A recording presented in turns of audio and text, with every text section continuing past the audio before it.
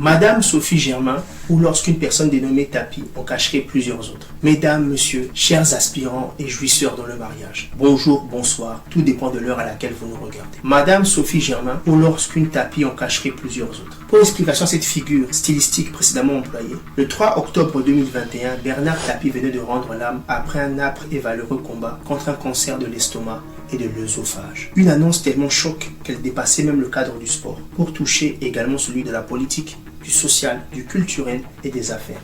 Le tout au-delà des mers et des océans. La nouvelle était évidemment terrifiante pour bien des gens au regard de ce que l'ancien grand patron de l'Olympique de Marseille et d'Adidas représentait. Le sommet du courage, de l'excellence, de l'abnégation, du leadership et du management. Bernard Tapie était de ces hommes exceptionnels, charismatiques, magnétiques, qu'on a rencontrés une fois tous les 2 siècles. Seulement voilà. Heureusement pour nous, ce grand monsieur, un individu prévoyant, avait bien pris soin d'assurer sa descendance, avec l'aide de 2 magnifiques femmes, mesdames Dominique Mialet, Damianos, d'origine grecque, et Michel Laëc.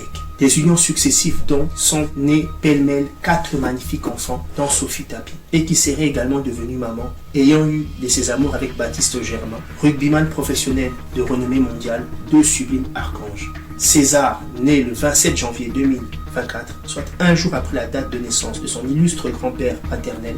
Ensuite, Elena, le 6 février 2025, 12 jours après la date de naissance de ce même aïeul, et dont ce chiffre correspondrait aux 11 titres de champion, Ligue 1 et Ligue 2 de l'Olympique de Marseille, additionné à la plus prestigieuse des récompenses au niveau européen, à l'occurrence la Ligue des champions, obtenue d'une main de maître face à des Milanais en 1993. Une reconnaissance au niveau mondial alors que le club était dirigé par un véritable prophète et visionnaire. Je cite de nouveau Monsieur Bernard Tapie. Tout un symbole. Nous, au niveau de Libala et Abopeto, le journal de l'amour, nous avons en tout cas décidé d'évoquer le mariage sublime entre Sophie Tapie et Baptiste Germain parce que celui-ci symbolise la beauté de l'amour et la résilience de l'être humain.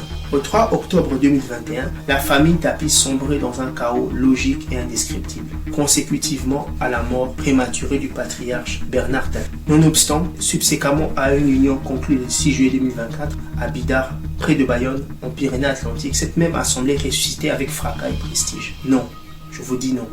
L'épopée Tapie n'est pas encore près de se terminer. Elle continue avec magnificence à travers de sa belle progéniture que sont Nathalie, Stéphane, Laurent et Sophie. Merci pour tout. Votre humble serviteur Denis Sanzenzo.